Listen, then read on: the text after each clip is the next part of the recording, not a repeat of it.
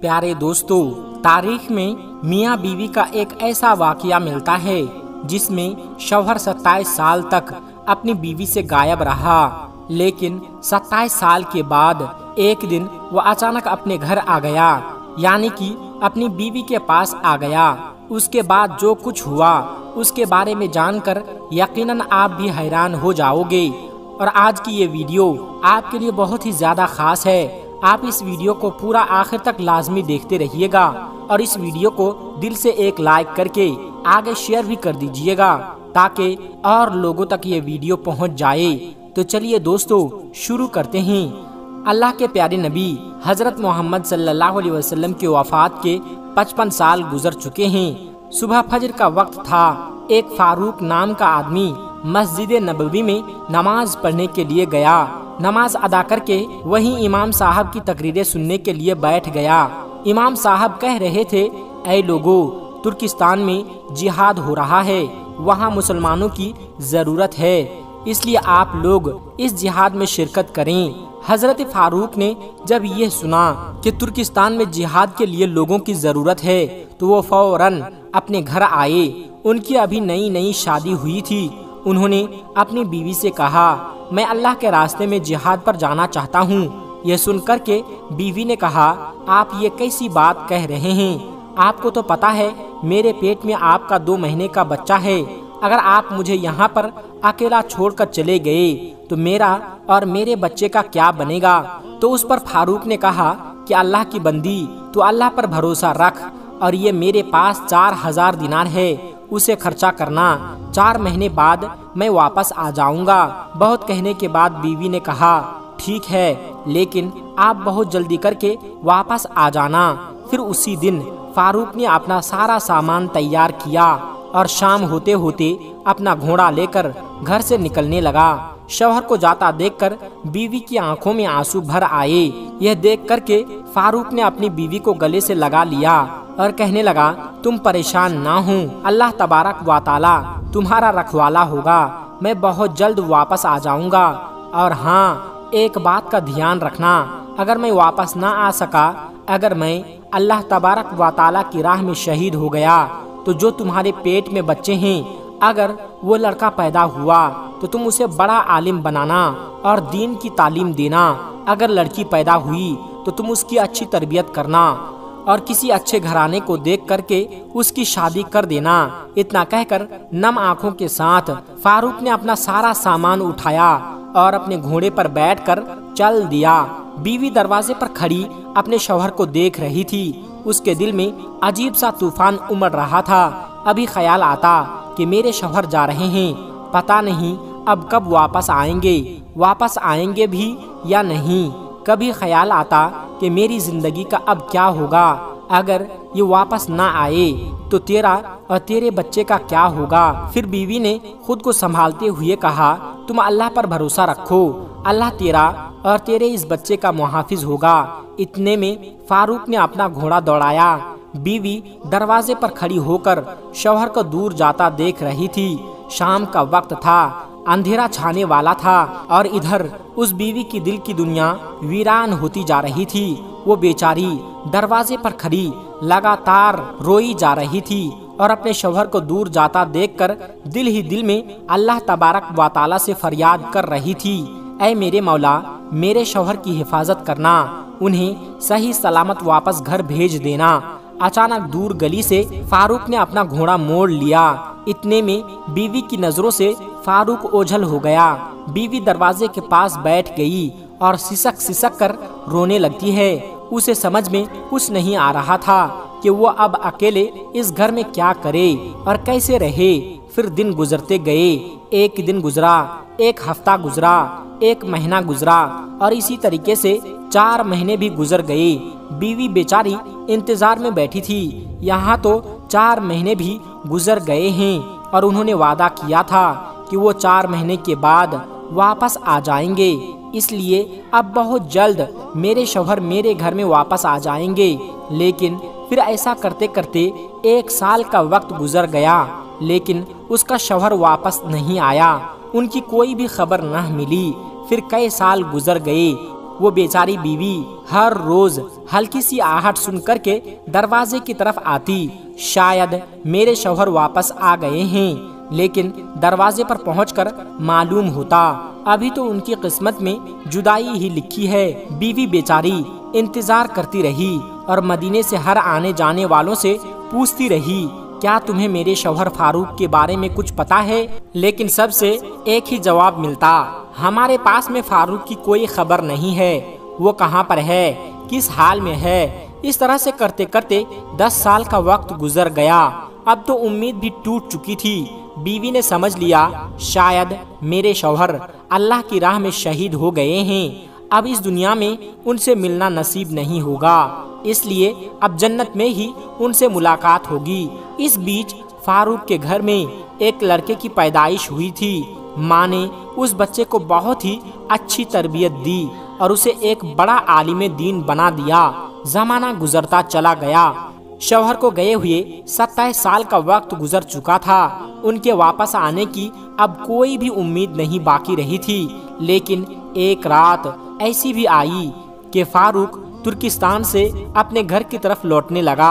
आज से 27 साल पहले जब फारूक यहाँ से जिहाद पर गया था तो उस वक्त ये नौजवान मर्द की तरह था, लेकिन जब वो वापस आ रहा था तो बूढ़ा होकर हड्डियों का ढांचा बन चुका था। फारूक को अपने बीवी बच्चों की याद आ रही थी, इसलिए अपना घोड़ा दौड़ाया और मदीने की तरफ चल पड़ा। हर हर कदम पर फारूक के दिल में एक ही ख्याल आ रहा था कि पता नहीं मेरी बीवी जिंदा भी है या नहीं, मेरे जाने के बाद मेरे घर में कोई बच्चा पैदा हुआ भी है या नहीं, अब मेरा घर मदीने में मौजूद है या नहीं, मेरी बीवी ने उसे बेचकर कहीं और रहना तो नहीं शुरू कर दिया, क्योंकि 27 सालों का वक्त गुजर चुका है। इसलिए ये सारे सवाल फारूक के दिमाग में बार बार घूम रहे थे। रात के अंधेरे में उनका घोड़ा मदीने की तरफ दौड़ता जा रहा था। रात के 3 बज चुके थे। फारूक का घोड़ा मदीने में दाखिल हो गया। हर तरफ सन्नाटा ही सन्नाटा था, लेकिन फारूक के दिल में एक तूफान बरपा था। हजारों साल से जो फारूक को परेशान कर रहा था कि पता नहीं मेरी बीवी जिंदा भी है या नहीं। फारूक ने अपने घोड़े की रफ्तार धीमी कर ली और वो खामोश लफ्जों के साथ आहिस्ता आहिस्ता अपने घर की तरफ बढ़ने लगा। चलते चलते अपने घर के पास पहुंच गया। रात का वक्त था। घर की दीवार ज्यादा ऊंची नहीं थी, इसलिए फारूक ने अपने घोड़े को एक गिर्द लगाई। घोड़ा छलांग लगाकर सीधा घर में जाकर खड़ा हो गया। घर के अंदर एक नौजवान लड़का बीच आंगन में एक चारपाई पर लेटा हुआ सो रहा था। जब घर में किसी की अनजान आहट हुई तो वो लड़का उठ खड़ा हुआ। उसने देखा कि उसके घर में एक अजनबी हाथ में तलवार लिए खड़ा है। ये देख करके उस लड़के ने ये समझ करके घर में कोई चोर आ गया है, इसलिए वो तेजी से उसने फारूक के गिरेबान को पकड़ लिया और कहने लगा, तुम कौन हो? तुम्हारी हिम्मत कैसे हुई मेरे घर में आने की? जब उस लड़के ने तेज आवाज में ऐसा कहा तो ये सुन करके फारूक डर गया और कहने लगा, बेटा मुझे माफ कर दो, मैं गलत घर में आ गया हूँ, मैंने समझा कि ये मेरा घर है। ये सुन करके उस लड़के ने कहा, वो बूढ़े दादा, एक तो चोरी ऊपर से सीना जोरी करते हो, एक तो मेरे घर में बगैर इजाजत के आ गए हो, ऊपर से कह रहे हो कि ये मेरा घर है। ऐसा कहते हुए तुम्हें शर्म नहीं आती? फारूक बहुत बूढ़ा हो चुका था, इसलिए उस नौजवान लड़के की गरजती आवाज को सुन करके वो कांपने लगा और अपने हाथ जोड़कर कहने लगा, बेटा मुझे माफ कर दो, मुझसे बहुत बड़ी गलती हो गई है, मैं अभी तुम्हारे घर से वापस चला जाता हूँ। ये सुनकर के लड़के ने उसका गिरेबान पकड़ते हुए कहा, ऐसे कैसे जाओगे? मैं तुम्हें हाकिम के पास ले जाऊंगा और तुम्हें सजा दिलाऊंगा ताकि तुम दोबारा किसी मुसलमान के घर में घुसने की हिम्मत ना कर सको। उसकी आवाज को सुनकर के माँ भी उठ गई और वो पर्दे की आड़ में कहने लगे, अरे बेटा, इतना बूढ़ा इंसान को छोड़ दो, गलती हो गई है, उन्हें माफ कर दो और जाने दो। लेकिन लड़के ने कहा, नहीं माँ, मैं उसे नहीं छोड़ूंगा और ना ही जाने दूंगा। इतने में शोर शराबा सुन करके आसपास के लोग जमा हो गए। हजरत इमाम अली भी वहां पर आ गया। हजरत इमाम अली को आता देखकर सारे लोग पीछे हट गए। इमाम अली ने आगे बढ़ करके पूछा, दादाजी आप कौन हो और इस तरह से रात में किसी के घर में कैसे घुस आए हो? तो ये सुन करके हजरत फारूक ने जवाब दिया, मैं बूढ़ा हो चुका हूँ, मेरी नज़र कमज़ोर हो चुकी है, इसलिए मुझसे ये गलती हो गई है। मैंने समझा शायद ये मेरा ही घर है। हजरत इमाम अली ने पूछा, आपका नाम क्या है और आप कहाँ के रहने वाले हो? मदीने के तो नहीं लगते। तो ये सुन करके फारूक कहने लगे, बेटा मैं मदीने का ही रहने वाला हूँ और आज से 27 साल पहले तुर्किस्तान में जिहाद चल रहा था और आज ही वापस लौटा हूँ। मेरा नाम फारूक बिन अब्दुर्रहमान है। घर के अंदर से फारूक की बीवी सारे झगड़े को खामोशी से सुन रही थी, लेकिन जैसे ही उसने ये सुना मेरा नाम फारूक है, उसने घर की छत की खिड़की को खोल करके अपने शौहर को देखा। बीवी को अपने शौहर के बूढ़े चेहरे में जवान चेहरा नजर आने लगा। ऐसा लग रहा था जैसे जमाना करवट बदलकर 27 साल पहले पीछे चला गया है, जिस वक्त फारूक अपनी बीवी को छोड़ करके जिहाद पर जा रहा था। सारा का सारा मंजर बीवी की आंखों के सामने आ गया। शौहर को देखते ही बीवी ने चीखते हुए अपने लड़के राबिया से कहा, ऐ राबिया इस आदमी के गिरेबान को छोड़। राबिया ने घबरा कर अपनी माँ की तरफ देखा। माँ ने कहा, बेटा तुझे पता भी है ये कौन है? राबिया ने कहा, मुझे नहीं पता, ये बूढ़ा आदमी कौन है? माँ ने कहा, बेटा ये तेरा बाप है, ये तेरा वही बाप है जिनके बारे में हर रात तू मुझसे पूछा करता था कि अम्मी जान मेरे अब्बा कहाँ हैं और वो वापस कब आएंगे। इतना सुनते ही राबिया ने अपने बाप के कदमों पर पड़ गया। फारूक ने अपने बेटे को गले से लगा लिया और फिर बाप बेटा एक दूसरे से मिल करके बहुत देर तक रोए। फिर फारूक अपने बेटे के साथ घर के अंदर चले गए। उस वक्त सुबह के 4 बज चुके थे। 1 घंटा बातों में गुजर गया था। इतने में फजर की आजान होने लगे। फारूक ने अपनी बीवी से पूछा, जिहाद पर जाते वक्त मैंने तुमको 4000 दिरहम दिए थे, तुमने उनका क्या किया? तो बीवी ने कहा कि वो महफूज रखे हैं, पहले आप मस्जिद में जा करके नमाज पढ़ करके आइए। राबिया पहले ही मस्जिद में जा चुके थे। फारूक थोड़ी देर से मस्जिद में पहुंचे तो देखा कि मस्जिद में एक बहुत बड़ा मजमा है। फारूक पीछे खड़े होकर जमात के साथ फजर की नमाज पढ़ने लगे। फिर नमाज के बाद क्या देखते हैं कि इमाम साहब अपनी जगह पर घूम कर बैठे हुए हैं और बड़े बड़े उलमाए किराम उनको घेर करके बैठे हुए हैं और फिर इमाम साहब लोगों को हदीस का दर्स देने लगे। फारूक की रोशनी कमजोर हो गई थी, इसलिए वो इमाम साहब को पहचान नहीं पाए और पीछे ही बैठकर रह गए। लोगों के साथ हदीस का दर्स सुनने लगे। जब दर्स मुकम्मल हो गया तो फारूक ने बगल में बैठे एक आदमी से पूछा, भाई इतना बड़ा आलिम व मुहद्दिस कौन है जो इतने सारे लोगों को हदीस पढ़ा रहा है? उस आदमी ने कहा, लगता है कि आप मदीने में नए नए आए हो। यह सुनकर के फारूक ने कहा, हाँ बेटा मैं आज ही मदीने में आया हूँ। फिर उस आदमी ने कहा, यहाँ इस वक्त सबसे बड़े आलिम राबिया हैं। फारूक ने पूछा, उनके बाप का क्या नाम है?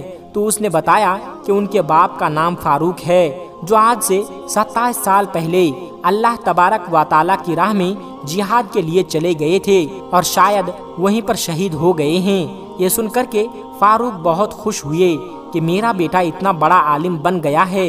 इसलिए फिर फारूक अपने घर आए और बीवी को गले लगा लिया और कहने लगे, तुमने मेरी तमन्ना पूरी कर दी। मैं खुद तो नहीं पढ़ पाया, लेकिन तुमने मेरे बेटे को पढ़ा दिया और आज वो बड़े बड़े उलमाए किराम का उस्ताद है।